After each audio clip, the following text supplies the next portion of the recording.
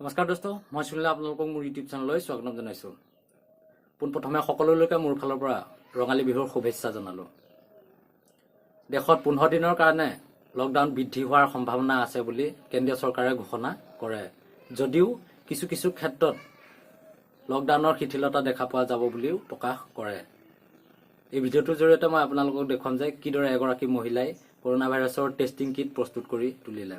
গতিকে বলক বন্ধুসকল, ভিডিঅ'টো ষ্টাৰ্ট কৰোঁ। ভিডিঅ'টো ষ্টাৰ্ট কৰাৰ আগতে চেনেলটো ছাবস্ক্ৰাইব কৰক, লাইক কৰক আৰু কমেণ্ট কৰক।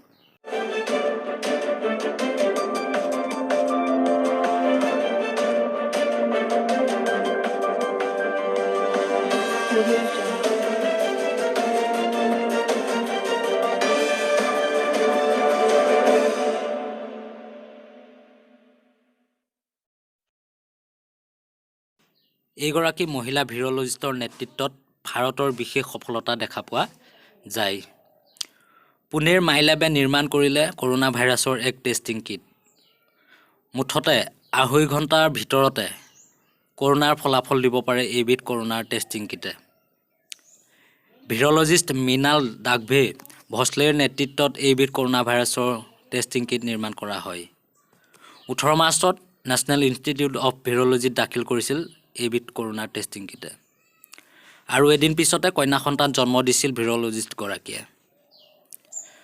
গৰ্ভৱতী অৱস্থাতে নিজৰ কথা নাভাবি দেশৰ বাবে কাম কৰিছিল এইগৰাকী ভাৰতীয় মহিলাই।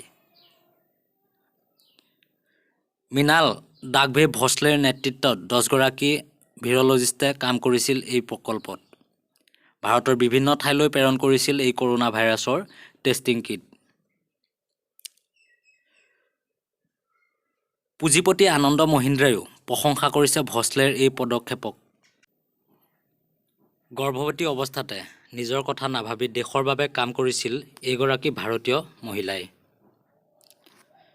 এয়া আপাতকালীন সময় আছিল, তেওঁ কৈছিল, মই মোৰ দেশৰ বাবে সেৱাহে কৰিছোঁ।